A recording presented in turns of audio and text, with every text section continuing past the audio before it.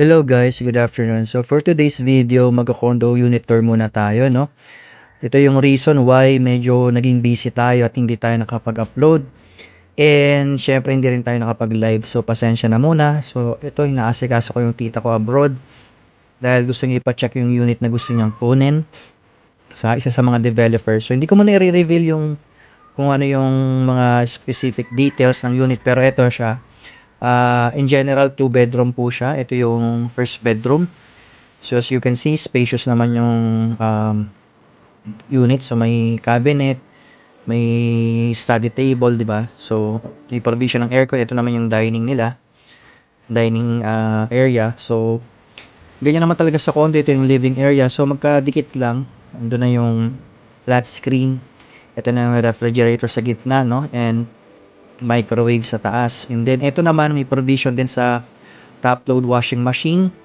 And may pwede pang lagyan ng storage sa taas, mga towel, something like that. Ito ang ganda ng backsplash nung ano, no? Meron yung ano nila, toilet and bath, and then meron na ring shower top. Ito naman yung master's bedroom. So napakaganda guys, no? So napakaganda ng unit and may provision na rin ng aircon. So ito yung ano na, meron na rin siyang cabinet. So everything you need nandito na sa ano, sa space na to, sa 2 bedroom unit. And then ito may balcony pa siya, no? And then nasa showroom kasi to, so yan daw yung pinaka-illustration kapag nagawa na, complete na yung ano, construction ng unit. So parang building yung katabi niya, and then amenities or swimming pool yung facing niya, or yung makikita niyo yung viewing. So yan, napakabilis lang ng tour natin, no? So sinamarize lang natin kasi sisend natin yan sa tita ko. Yan. Ito naman yung pangalawang layout ng 2 bedroom.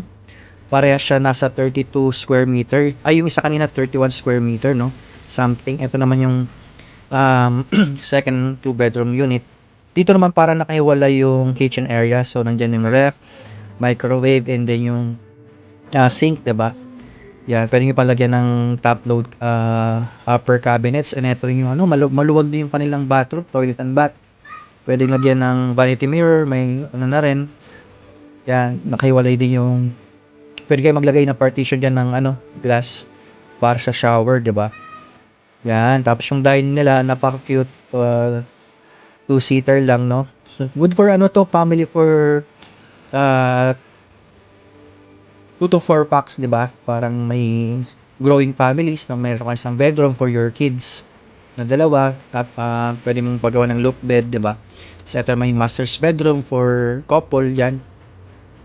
Yan, so ayan, hindi ko lang pinapakita yung mukha ko guys kasi medyo hagardo na ako dyan by that time na tinetake ko tong video sa ating condo tour. And ito naman yung balcony niya, spacious din. So yan ang magiging illustration kapag nagawa na yung completion ng condo unit. So parang yan yung i-imaginein mo, yun yung katabing yung condo, tapos sa gitna yung amenities or yung swimming pool. So imagine, no, waking up there every morning, ganito yung lifestyle na bubungad sa'yo, 'di ba? So napaka-elegante, napaka-decente, 'di ba? So kaya sabi ng tita ko, mag-i-invest talaga siya ng one of the property para naman hindi sasayang yung pag ano yung working abroad, and then balak niya paupahan in the near future.